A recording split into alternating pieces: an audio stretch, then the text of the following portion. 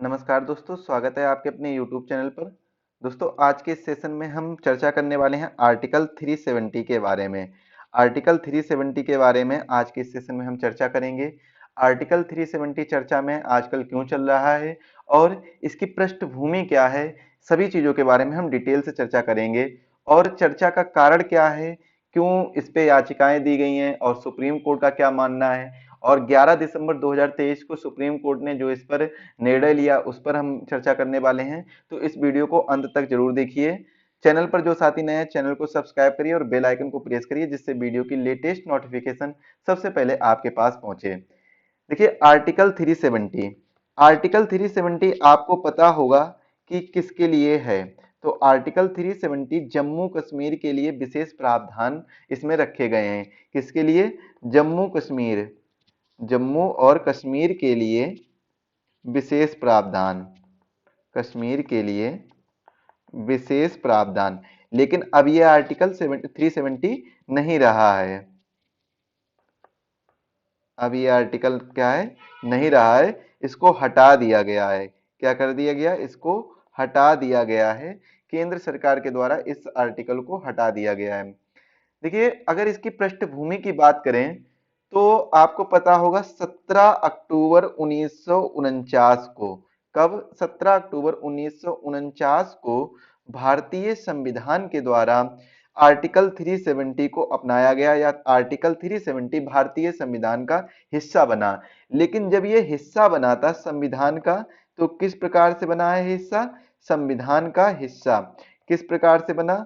संविधान का यह हिस्सा बना है अस्थायी रूप से, या अस्थायी प्रावधान के रूप से हिस्सा बना था। अस्थायी प्रावधान के रूप में, प्रावधान के रूप में। और इसमें जम्मू कश्मीर को छूट दी गई थी कि वह अपने संविधान का मसौदा तैयार करे, यानी ड्राफ्ट तैयार करे, और राज्य में भारतीय संसद की विधायी शक्तियों को प्रतिबंधित करे। यहाँ पर इन सब का कारण क्या है, इन सब के कारण के बारे में भी हम चर्चा करेंगे। अगर क्वेश्चन ये पूछा जाए कि आर्टिकल 370 का प्रारूप किसके द्वारा तैयार किया गया था, तो प्रारूप किसके द्वारा तैयार किया गया था? तो एक व्यक्ति हुए हैं एन गोपाल स्वामी अयंगर, एम गोपाल स्वामी अयंगर, इनके द्वारा 370 का प्रारूप तैयार किया गया था। किसके द्वारा तैयार किया गया था? किसने प्रस्तुत किया था प्रारूप? एन गोपाल स्वामी अयंगर ने प्रस्तुत किया था। अनुच्छेद 370 के तहत ही, अनुच्छेद 370 के तहत जम्मू कश्मीर की जो संविधान सभा को यह सिफारिश करने का अधिकार दिया गया कि वह भारतीय संविधान के कौन से अनुच्छेद राज्य में लागू होने चाहिए और कौन से लागू नहीं होने चाहिए, ये अधिकार दिया गया था कि संविधान के जो कॉन्स्टिट्यूशन के कोई भी अनुच्छेद हैं वो कौन कौन से जम्मू कश्मीर में लागू हों और कौन कौन से ना हो, इनका प्रावधान किया गया था आर्टिकल 370 में। और साथ ही साथ में जब राज्य के संविधान का मसौदा तैयार हो गया था तो जम्मू कश्मीर संविधान सभा को भंग कर दिया गया, और धारा 370 के अनुच्छेद 3 में, 370 के अनुच्छेद 3 में क्या कहा गया था कि राष्ट्रपति को अपने प्रावधानों और दायरे में संशोधन करने की शक्ति दे दी गई थी। केवल राष्ट्रपति ही ये जम्मू कश्मीर के प्रावधान और दायरे में संशोधन कर सकते हैं, बाकी और कोई संशोधन नहीं कर सकता है। अगर कह लो कि पार्लियामेंट कर दे तो पार्लियामेंट नहीं करेगा, इसमें पार्लियामेंट की कोई हिस्सेदारी नहीं होगी, केवल राष्ट्रपति। धारा 370 का जो अनुच्छेद 3 कहता है वो ये कहता है कि केवल राष्ट्रपति यानी प्रेसिडेंट ही प्रावधानों में, जम्मू कश्मीर के प्रावधान में और प्रावधान और दायरे में संशोधन कर सकता है, बाकी कोई भी संशोधन नहीं कर सकता है। एक अनुच्छेद के बारे में आपने और सुना होगा, अनुच्छेद 35A। तो 35A अनुच्छेद 370 से ही उपजा है, ये बात आप लोग याद रखिए। और जम्मू कश्मीर की संविधान सभा की सिफारिश पर 1954 में राष्ट्रपति के आदेश के अनुसार अनुच्छेद 35A लागू किया गया था। अब 35A कहता क्या है? 35A कहता है जम्मू कश्मीर विधायिका को राज्य के स्थायी निवासियों और उनके विशेषाधिकार को परिभाषित करने का अधिकार देता है। क्या देता है? जम्मू कश्मीर विधायिका को राज्य के स्थायी निवासियों, जो भी जम्मू कश्मीर के स्थायी निवासी हैं, उनको विशेषाधिकार को परिभाषित, उनके क्या क्या विशेषाधिकार होंगे, उनके क्या क्या उनके पास राइट्स होंगे, उनके अधिकारों को परिभाषित करने का अधिकार कौन देता है? अनुच्छेद 35A देता है। हालांकि अनु, अनुच्छेद जो 370 है या धारा 370 है, इसको हटा दिया गया है और इसको हटाने के बाद बहुत से बदलाव हुए हैं। बदलाव क्या है? जो मेजर बदलाव हुआ है वो आपको बता दें। तो मेजर बदलाव क्या हुआ है? मेजर बदलाव हुआ है कि पहले पहले क्या था? पहले दो राज्य थे। पहले कैसे थे? दो राज्य थे। अब सॉरी, पहले एक राज्य था, जम्मू एंड कश्मीर। अब क्या कर दिया गया है? दो केंद्र शासित प्रदेश बना दिए गए हैं, दो यूटी बना दी गई हैं। कौन कौन सी बना दी गई है? एक जम्मू और कश्मीर बनाई गई है और एक कौन सी बनाई गई है? एक बनाई गई है लद्दाख। तो पहले एक राज्य था, अब दो यूटीज बना दी गई हैं, मतलब दो यूनियन टेरिटरीज बना दी गई हैं। और भी कई बदलाव हुए हैं कि जम्मू और कश्मीर को अब कोई भी विशेषाधिकार प्राप्त नहीं है। वह अपने कानून स्वयं नहीं बनाएगा, बल्कि जो पार्लियामेंट के द्वारा संसद के द्वारा जो कानून बनाए जाएंगे वही कानून वहां पर भी लागू होंगे। अब कोई भी अन्य राज्य का जो भी निवासी है वो जम्मू कश्मीर में जाकर वहां पर प्रॉपर्टी यानी संपत्ति खरीद सकता है। वहां पर एक ही ध्वज है, एक राष्ट्र और एक ध्वज की संकल्पना आधारित कर दी गई है। क्योंकि पहले क्या था? जम्मू कश्मीर अपना अलग ध्वज अपनाता था। अब जब से 2019 से 370 हटी है, तब से क्या कर दिया गया? वहां पर केवल एक ही ध्वज कर दिया गया है। इसके बाद में जो जम्मू कश्मीर की विधानसभा का कार्यकाल है वो कितना कर दिया गया? 5 वर्ष कर दिया गया था। कितना कर दिया गया है? 5 वर्ष कर दिया गया है। और साथ ही साथ में जो आरटीआई और मानवाधिकार नियम है जितने भी, वो सभी लागू कर दिए गए। पहले आरटीआई और मानवाधिकार नियम कोई भी लागू नहीं था। चलिए अब हम चर्चा करते हैं ऐतिहासिक पृष्ठभूमि के बारे में, थोड़ा डिटेल से देखने का प्रयास करते हैं। ऐतिहासिक पृष्ठभूमि।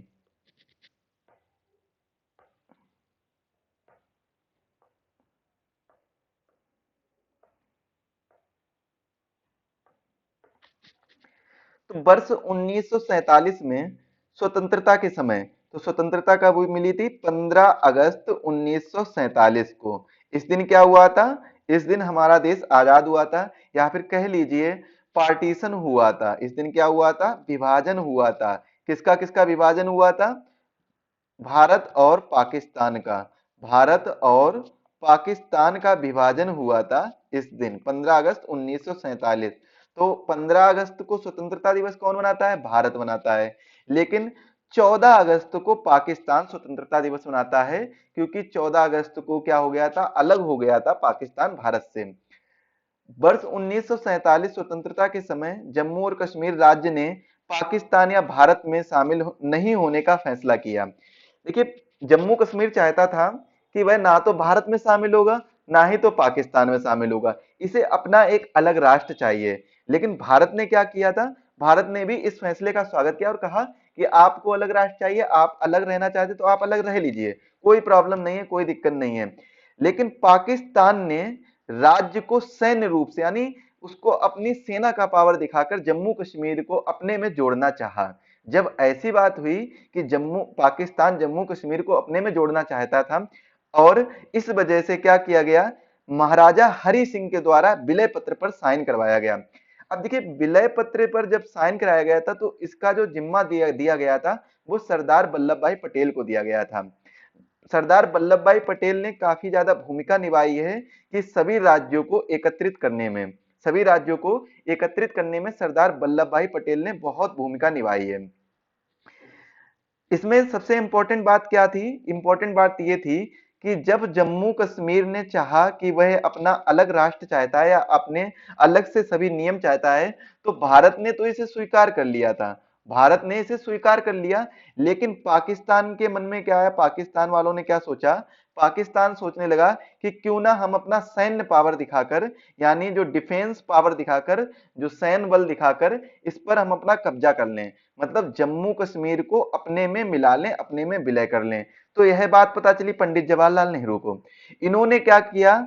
इन्होंने सरदार वल्लभ भाई पटेल से कहा, और उन्होंने, देखिए, सरदार वल्लभ भाई पटेल ने, जो उस समय वहां के महाराजा थे, जम्मू कश्मीर के महाराजा हरि सिंह, उनके उनसे बातचीत की और उन्होंने सभी आपस में जब उन लोगों ने बातचीत की तो महाराजा हरि सिंह ने अपने क्षेत्र और पाकिस्तानी आतंकवादियों द्वारा मारे जा रहे और लूटे जा रहे लोगों को बचाने के लिए किससे मदद मांगी थी? सरदार वल्लभ भाई पटेल से मदद मांगी थी, या फिर कह सकते हैं भारत से मदद मांगी थी। जब ऐसा हुआ कि महाराजा हरि सिंह ने मदद मांग ली और उसी समय के जो प्रधानमंत्री थे जवाहरलाल नेहरू, इन्होंने जम्मू कश्मीर के भारत में विलय को स्वीकार कर लिया। अब विलय पत्र के द्वारा जम्मू कश्मीर भारत में विलय हुआ था। किसके द्वारा? विलय पत्र के द्वारा।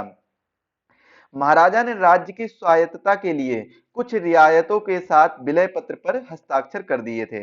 ये थे महाराजा हरि सिंह और पंडित जवाहरलाल नेहरू। अब अनुच्छेद 370 क्या था? जब ये शामिल हो गया, फिर अनुच्छेद 370 की जरूरत क्यों पड़ी? तो अनुच्छेद 370 जम्मू कश्मीर के संबंधों की रूपरेखा निर्धारित करता है कि किस प्रकार से जम्मू कश्मीर में कोई कानून बनेगा, जम्मू कश्मीर में क्या नियम आएंगे, कैसा उनका एक तरीके से उनका कैसा राज्य रहेगा, क्या क्या उनके कुछ सीमाएं होंगी, क्या क्या उनके विशेषाधिकार होंगे, क्या उनके पास राइट्स होंगे, इन सभी चीजों के बारे में अनुच्छेद 370 बताता है। इसे भारत के संविधान में 17 अक्टूबर 1949 को शामिल किया गया था। इसका प्रारूप किसने तैयार किया था? अनुच्छेद 370 का एन गोपाल स्वामी अयंगर ने तैयार किया था। ये बात मैं पहले ही बता चुका हूं। किसने तैयार किया था? एल गोपाल स्वामी अयंगर ने।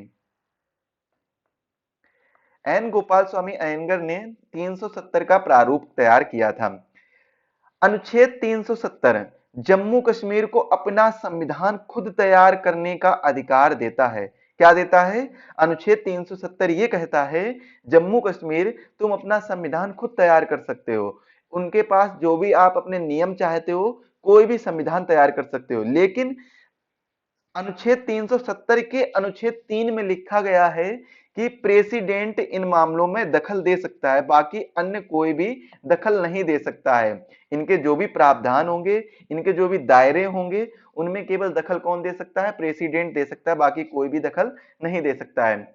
वहीं पर नवंबर 1956 में जम्मू कश्मीर में अलग संविधान का काम पूरा हुआ और 26 जनवरी 1957 को राज्य में विशेष संविधान लागू कर दिया गया था। देखिए, भारत में 2 बार संविधान लागू हुआ था। एक कह लीजिए कि एक मूल जो मेन संविधान था 26 जनवरी 1950 को लागू हुआ था, जो कि पूरे भारत में लागू हुआ था, लेकिन जम्मू कश्मीर में छूट गया था क्योंकि जम्मू कश्मीर को धारा दे दी गई थी 370 और कहा गया था कि 370 के तहत आप अपने प्रावधान बनाइए, आप अपने दायरे बनाइए, आप अपने विशेषाधिकारों की संकल्पना रखिए, कुछ भी करना है आप अपने 370 के अनुसार कर लीजिए। तब जम्मू कश्मीर ने क्या किया? 19 नवंबर 1956 में संविधान का काम पूरा कर लिया और 26 जनवरी 1957 को जैसा कि सेम काम हुआ था, 26 नवंबर 1949 को संविधान बनकर तैयार हो गया था, लेकिन 26 जनवरी 1950 को क्या किया गया था? संविधान लागू किया गया था। ऐसे ही नवंबर 1956 में संविधान बनकर जम्मू कश्मीर का तैयार हो गया था, लेकिन 26 जनवरी 1957 को राज्य में विशेष संविधान लागू किया गया था। तो राज्य में विशेष संविधान कौन से राज्य में? जम्मू कश्मीर राज्य में विशेष संविधान लागू किया गया था। राज्य का नाम और सीमाओं को इसकी विधायिका की सहमति के बिना बदला नहीं जा सकता है, ये बात इसमें कह दी गई थी। यानी इसमें कोई भी संसद यानी पार्लियामेंट अगर इसमें कुछ भी बदलाव करने का सोचेगा तो बदल तो नहीं सकता है, और साथ ही साथ में इसकी विधायिका की सहमति के बिना तो बिल्कुल ही बदला नहीं जा सकता था। तो ये इसमें लिखा गया था। जो 26 जनवरी 1957 को जम्मू कश्मीर का संविधान लागू हुआ था धारा 370 के तहत, तो उसी में ये बात लिखी गई थी।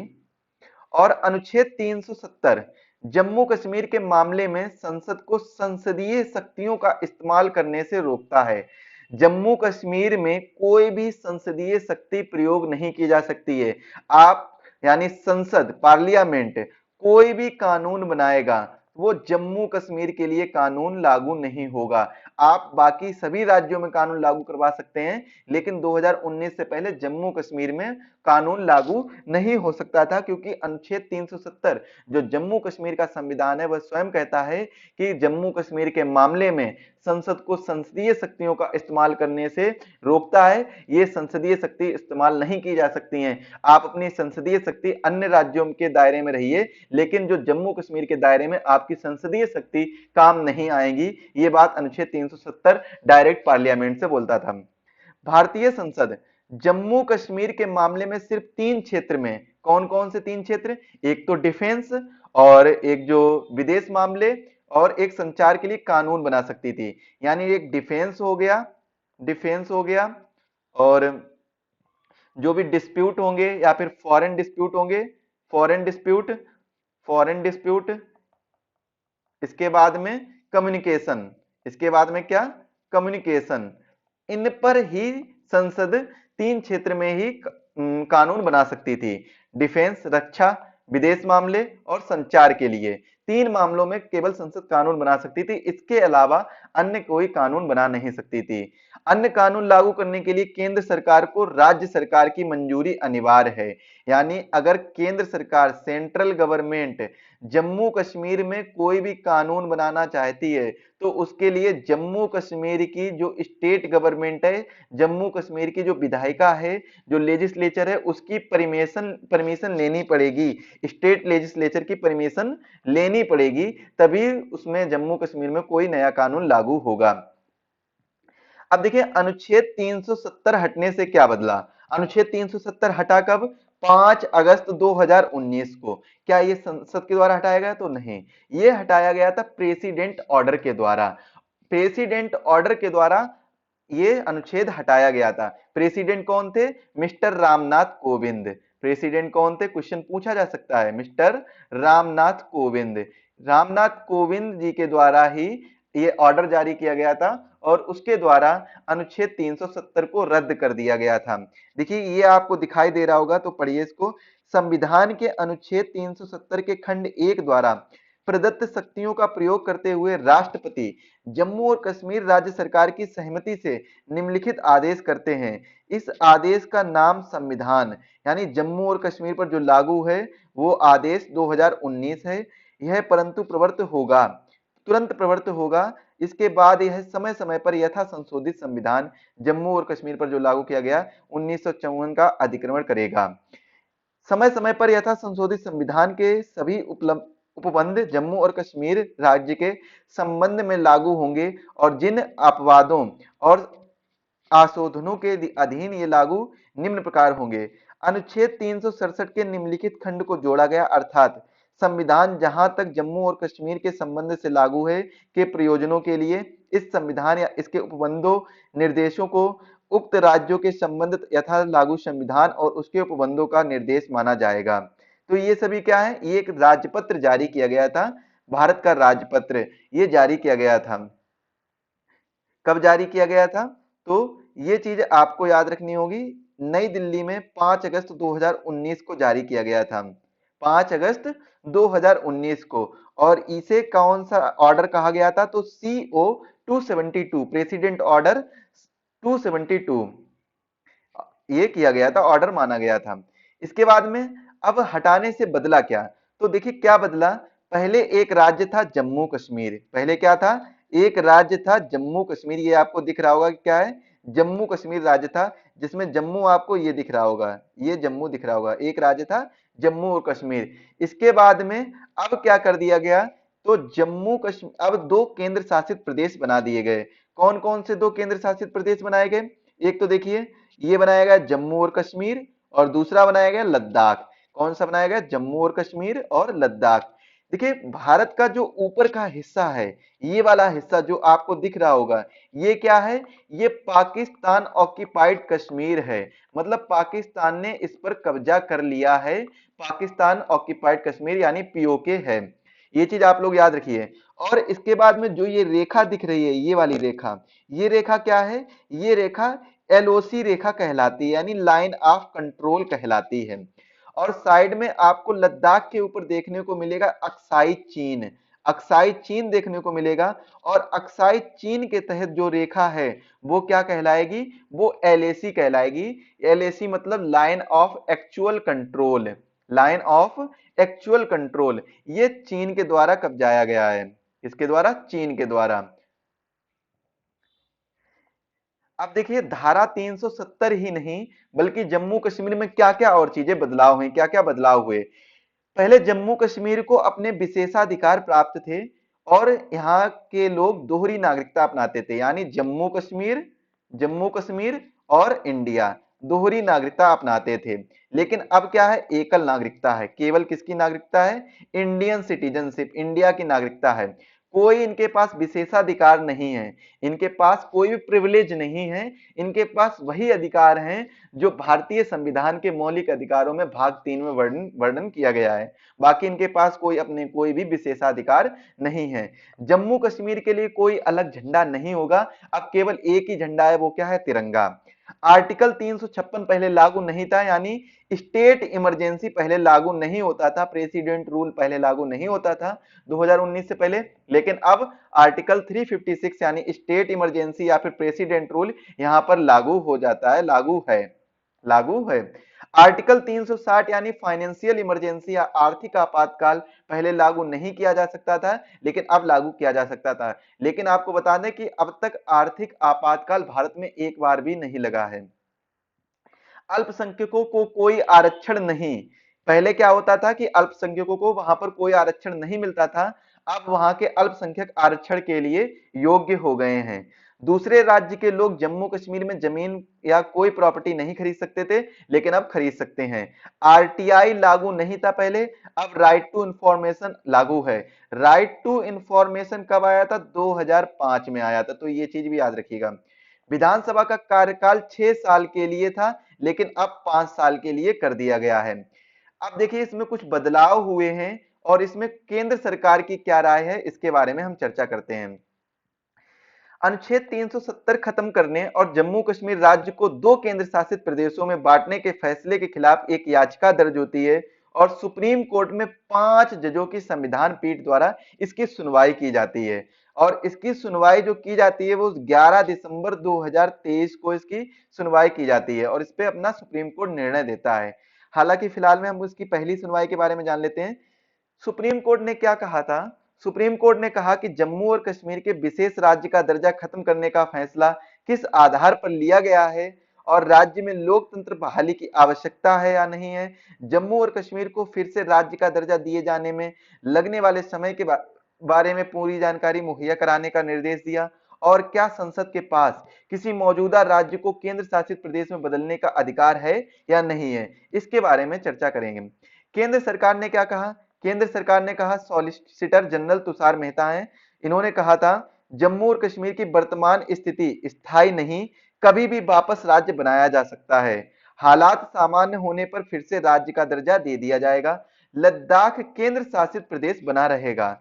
जो जम्मू कश्मीर है, जम्मू कश्मीर, इसको जब हालात सामान्य हो जाएंगे तब इसको वापस से स्टेट का दर्जा दिया जा सकता है। लेकिन जो लद्दाख है यह केंद्र शासित प्रदेश यानी यूटी ही रहेगा। अनुच्छेद 35 ए, जम्मू और कश्मीर के बाहर का कोई भी व्यक्ति संपत्ति नहीं खरीद सकता है, तो ये निवेश नहीं हो पाया या रोजगार नहीं, इसी वजह से निवेश यहाँ पर नहीं हो पाया है और इसीलिए यहाँ पर रोजगार नहीं हो पाया है, इसीलिए अनुच्छेद 35 ए को भी हटाया गया था। संसद किसी राज्य को केंद्र शासित प्रदेश में बदलने की शक्ति अनुच्छेद 3 में दी गई है। नया राज्य बनाने का अधिकार, नया केंद्र शासित प्रदेश बनाने का अधिकार, राज्य का क्षेत्र बढ़ाने या घटाने का अधिकार, किसी राज्य की सीमा में परिवर्तन का अधिकार, किसी राज्य के नाम परिवर्तन का अधिकार, ये सभी बदले गए हैं। अब जम्मू कश्मीर में क्या बदलाव करने जा रही है सरकार, इस चीज पर भी हम नजर डाल लेते हैं। तो केंद्रीय गृह मंत्री अमित शाह द्वारा लोकसभा में 2 बिल पेश किए गए हैं।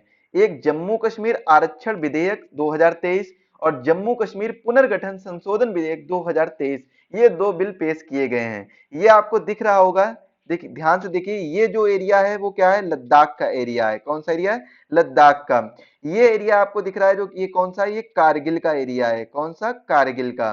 इसके बाद में ये नीचे जो एरिया, नीचे वाला एरिया आपको दिख रहा है, ये कौन सा है? ये जम्मू और कश्मीर का एरिया, ये आपको दिख रहा होगा। तो यहाँ पर ये दोनों केंद्र शासित प्रदेश अलग अलग बना दिए गए हैं। यहाँ पर ये आपने देखा होगा कि ये एरिया कैसा है? ये जो एरिया दिया गया है, ये वाला एरिया, ये वाला एरिया, ये कौन सा है? ये पॉक पीओके है, पाक ऑक्यूपाइड कश्मीर। और ये एरिया कौन सा है? ये एरिया है अक्साई चीन। अक्साई चीन, ये एरिया अक्साई चीन है। तो ये चीज आप लोग याद रखिएगा। अब देखिए जम्मू कश्मीर आरक्षण विधेयक क्या कहता है 2023। जम्मू और कश्मीर आरक्षण अधिनियम 2004 में संशोधन किया गया। 2004 में एक अधिनियम लाया गया था आरक्षण को लेकर, रिजर्वेशन को लेकर, उसी में संशोधन करके एक विधेयक पेश किया गया 2023, इसीलिए इसे संशोधन विधेयक भी कहते हैं। अनुसूचित जाति और जनजाति तथा अन्य सामाजिक और आर्थिक रूप से पिछड़े वर्गों के लोगों को सरकारी नौकरी और शैक्षणिक संस्थानों में आरक्षण देने की बात की गई थी। सामाजिक और आर्थिक रूप से पिछड़ा उन्हें माना जाएगा जिनके गांव नियंत्रण रेखा यानी एलओसी या अंतरराष्ट्रीय सीमा के पास में है। सरकार उन्हें पिछड़ा घोषित कर रखा है। सरकार ने क्या कर रखा है? पिछड़ा घोषित कर रखा है। जिनके गांव कहां पर है? नियंत्रण रेखा यानी एलओसी, लाइन ऑफ कंट्रोल के पास में, या अंतरराष्ट्रीय सीमा इंटरनेशनल बाउंड्री के पास में है, तो उन्हें क्या है? पिछड़ा घोषित कर रखा है। और उन्हें आर्थिक रूप से जब पिछड़ा घोषित किया गया है तो उन्हें सरकारी नौकरी, शैक्षणिक संस्थानों में आरक्षण दिया जाएगा। तो ये सब क्या है? जम्मू कश्मीर आरक्षण संशोधन विधेयक 2023 कहता है। जम्मू कश्मीर पुनर्गठन, ये भी संशोधन विधेयक है जो कि 2019 का संशोधन विधेयक है। 2019 में जो अधिनियम पेश किया गया था उसी का पुनर्गठन संशोधन विधेयक पेश किया गया 2023 में। यह क्या कहता है? विधानसभा सीटों की कुल संख्या 83 से बढ़ाकर 90 कर दी गई है और जम्मू में 6 और कश्मीर में 1 सीट बढ़ जाएगी। 24 सीटें पाक अधिकृत कश्मीर यानी पीओके में जाएंगी और जम्मू कश्मीर विधानसभा में कुल सीटें अब कितनी हो गई हैं? 114 हो गई हैं। कितनी हो गई हैं? 114। इंपॉर्टेंट है, जिसमें से अनुसूचित जाति के लिए कितनी? 7 सीटें आरक्षित हैं। कितनी सीटें आरक्षित हैं? 7 सीटें आरक्षित हैं। और अनुसूचित जनजाति के लिए 9 सीटें आरक्षित हैं। टोटल सीटें कितनी हैं? 114। 114 में 16 सीटें हैं, वो कैसी हैं? आरक्षित हैं यानी रिजर्व्ड हैं। कैसी हैं? रिजर्व्ड है।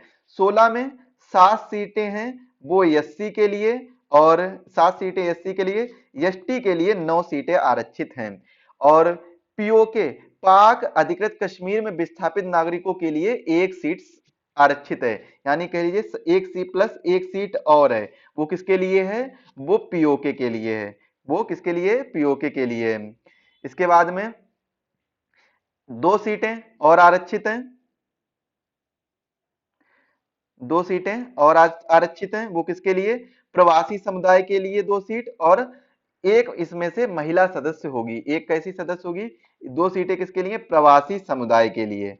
प्रवासी समुदाय के लिए, जिसमें से एक सीट, इसी में से एक सीट है वो किसकी होगी? महिला सीट होगी। महिला होगी, महिला सीट या महिला होगी, ये चीज भी याद रखिएगा। तो पाक अधिकृत कश्मीर पीओके के लिए विस्थापित नागरिकों के लिए 1 सीट आरक्षित है। कितनी सीट? 1 सीट आरक्षित है। इसके बाद में कश्मीरी प्रवासी समुदाय के लिए 2 सीट, और 2 में से 1 सीट है वो किसके लिए? महिला के लिए आरक्षित है। कश्मीरी प्रवासी समुदाय और पीओके से विस्थापित नागरिकों के सदस्यों को विधानसभा में उपराज्यपाल नामांकित करेंगे। कश्मीरी प्रवासी समुदाय आखिर कौन होते हैं? जो 1 नवंबर 1989 के बाद से कश्मीर घाटी या जम्मू और कश्मीर राज्य के किसी अन्य हिस्से से विस्थापित हुए हैं और उनका नाम राहत आयुक्त कार्यालय में दर्ज है। किसमें दर्ज है? राहत आयुक्त कार्यालय में दर्ज हो, तो उन लोगों को भी कश्मीरी प्रवासी माना जाएगा जिनका नाम निम्नलिखित 3 कारणों से राहत आयुक्त कार्यालय में दर्ज नहीं हुआ है। अगर नहीं हुआ है तब भी उन्हें माना जाएगा, लेकिन कौन से वो 3 कारण होने चाहिए? वो शासकीय सेवा थे, उनका स्थानांतरण होता रहा, वो काम के चलते कहीं चले गए, वो जिस जगह से वे विस्थापित हुए थे या हुए हैं वहां उनकी अचल संपत्ति है, लेकिन अशांत परिस्थितियों के कारण वे वहां रह नहीं पा रहे हैं। तो ऐसे कौन माने जाएंगे? कश्मीरी प्रवासी माने जाएंगे।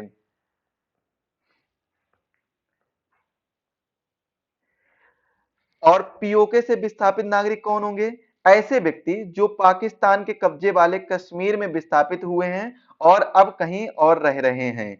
शर्त: विस्थापन वर्ष 1947, 1948 या वर्ष 1965 या वर्ष 1971 में अशांति या ऐसी गड़बड़ी की आशंका के कारण उनका कारण हुआ हो, आशंका के कारण हुआ हो, उनका विस्थापन किसके कारण हुआ हो, 1947 से 1948 या 1965 में या 1971 में अशांति के कारण या गड़बड़ी की आशंका के कारण उनका विस्थापन हुआ हो। तो ऐसे लोग क्या है, पाक अधिकृत कश्मीर में विस्थापित नागरिक माने जाएंगे। ऐसे लोगों के उत्तराधिकारियों को पीओके से विस्थापित नागरिक माना जाएगा। अब देखिए एक सवाल आता है, क्या अनुच्छेद 370 हटाना गलत था? क्या अनुच्छेद 370 हटाना गलत था या नहीं था? तो इसके बारे में सुप्रीम कोर्ट का क्या मानना है, चलिए इसके बारे में चर्चा करते हैं। 16 दिन की सुनवाई के बाद 5 सितंबर को अपना फैसला सुरक्षित रख लिया था और इस संबंध में 23 याचिकाएं प्रस्तुत की गईं और 11 दिसंबर 2023 को 11 दिसंबर 2023 को 5 जज ने मिलकर इस पर फैसला सुनाया, अपना फैसला कायम रखा। याचिकाओं के प्रमुख बिंदु क्या क्या थे, इनके बारे में चर्चा करते हैं। अनुच्छेद 370 की समाप्ति असंवैधानिक है, मतलब संवैधानिक तरीके से, कॉन्स्टिट्यूशनल तरीके से, कॉन्स्टिट्यूशन के दायरे में रखकर अनुच्छेद 370 को नहीं समाप्त किया गया, बल्कि असंवैधानिक, नॉन कॉन्स्टिट्यूशनल दायरे से इसे समाप्त किया गया है। मतलब क्या है, आप सीधा सीधा याचिकाओं में इन्होंने कहा था कि जो ऑनरेबल प्राइम मिनिस्टर हैं, इनके द्वारा एक आदेश जारी किया गया और जिसमें जो प्रेसिडेंट है, हमारे प्रेसिडेंट के द्वारा, उस समय के प्रेसिडेंट हैं, उनके द्वारा एक आदेश जारी किया गया जो सीओ 272 है। क्या है? सीओ 272 है। ये आदेश पत्र है, आदेश पत्र की संख्या है सीओ 272। ये आदेश जारी किया गया और 5 अगस्त को 5 अगस्त 2019 को 370 को हटा दिया गया। 370 को क्या कर दिया गया? हटा दिया गया। तो अनुच्छेद 370 की समाप्ति कैसी मानी गई? असंवैधानिक मानी गई। लोगों ने याचिकाएं ऐसी दर्ज की। लेकिन एक चीज ये जान लीजिए कि जब इसको, मतलब 370 को हटाने को असंवैधानिक माना गया, तो 370 में यह भी तो कहा गया था कि संसद कोई भी इसमें इंटरफेयर नहीं करेगी, संसद 370 में इंटरफेयर नहीं करेगी। तो लेकिन कौन कर सकता है? केवल प्रेसिडेंट इसमें इंटरफेयर कर सकते हैं। तो प्रेसिडेंट ने क्या किया? एक ऑर्डर जारी किया सीओ 272, और इस ऑर्डर के तहत, ये ऑर्डर कब जारी किया था? 5 अगस्त 2019 को। इस ऑर्डर के तहत आर्टिकल 370 को और 35 ए को, दोनों को हटा दिया गया है। जम्मू कश्मीर के लिए दोनों को हटा दिया गया और जम्मू कश्मीर राज्य का विभाजन कर दिया गया। ये भी याचिकाएं, ऐसी भी याचिकाएं आई हैं। केंद्र शासित प्रदेशों के रूप में स्थापना की गई। आखिर केंद्र शासित प्रदेशों के रूप में स्थापना क्यों की गई? यहां पर एक प्रॉपर स्टेट क्यों नहीं बनाए गए? ऐसी भी याचिकाएं आई हैं। देखिए अनुच्छेद 370 भारत से जम्मू कश्मीर के संबंधों की रूपरेखा को निर्धारित करता है। ये बातें हम पहले से ही चर्चा कर चुके हैं। अनुच्छेद जम्मू कश्मीर को अपना संविधान स्वयं तैयार करने का अधिकार देता है। याचिकाओं के तर्क में देखिए क्या बातें हुई हैं। सरकार ने राज्य के अधिकारों की अनदेखी करते हुए मनमाने ढंग से और असंवैधानिक रूप से अनुच्छेद 370 को निरस्त किया। राज्य में लोगों की सहमति अनिवार्य है, प्रतिनिधित्व विधानसभा में सदस्य, और अनुच्छेद 370 क्लॉज 3 में संविधान सभा शब्द को केवल विधानसभा ही कहा गया। अस्थायी प्रावधान, राज्य की संविधान सभा द्वारा निर्णय और संसद राज्य विधायिका की भूमिका, ये याचिकाओं के तर्क हैं। राज्य की स्वायत्तता का अतिक्रमण, संविधान के संघीय ढांचे का उल्लंघन, चुनाव से वंचित रखा गया। न्यायालय के प्रश्न देखिए, न्यायालय ने क्या क्या प्रश्न उठाए हैं। जम्मू और कश्मीर के विशेष राज्य का दर्जा खत्म करने का फैसला किस आधार पर लिया गया था? राज्य में लोकतंत्र बहाली की आवश्यकता है या नहीं है? जम्मू और कश्मीर को फिर से राज्य का दर्जा दिए जाने में लगने वाले समय के बारे में पूरी जानकारी मुहैया कराने का निर्देश दिया कि आखिर जम्मू कश्मीर को पूरा कब तक समय लगेगा, कितना समय लगेगा कि वो पूरी तरीके से एक प्रॉपर स्टेट बन जाएगा, बल्कि यूटी नहीं रहेगा। लेकिन यहां पर लद्दाख की बात नहीं की गई है। किसकी बात नहीं की गई है? लद्दाख की। लद्दाख को तो यूटी ही रखा जाएगा, लेकिन जो जम्मू कश्मीर है, जम्मू कश्मीर है, इसको पुनः वापस से राज्य का दर्जा मिल सकता है। क्या मिल सकता है? राज्य का दर्जा। इसके बाद में संसद के पास किसी राज्य को केंद्र शासित प्रदेश में बदलने का अधिकार है। केंद्र शासित प्रदेश को राज्य में केंद्र शासित प्रदेश में बदलने का अधिकार है किसी भी राज्य को। ये बात संसद के पास इसका अधिकार है, तो ये बात न्यायालय ने पूछा है प्रश्न में। अब इसमें केंद्र सरकार के क्या तर्क आए हैं, देखिए केंद्र सरकार ने भी इसमें कई अपनी जवाबदेही रखी है, रिस्पॉन्सिबल हुआ है, और उसने केंद्र सरकार ने बोला है कि जम्मू कश्मीर की संविधान सभा के विघटन से स्वचालित रूप से इसकी विधानसभा का निर्माण हुआ है। इसके आधार जम्मू कश्मीर में विधानसभा स्थगित होने, राष्ट्रपति शासन लागू होने पर केंद्र सरकार फैसले ले सकती है। क्या ले सकती है? केंद्र सरकार इसमें फैसले ले सकती है। जम्मू कश्मीर ने विलय पत्र पर हस्ताक्षर करते समय अपनी संप्रभुता भारत संघ को सौंप दी थी। संप्रभुता का पूर्ण हस्तांतरण अनुच्छेद 1 में कहा गया है। जम्मू और कश्मीर संविधान भाग 2 अनुच्छेद 3 कहता है कि राज्य भारत संघ का अभिन्न अंग है और रहेगा।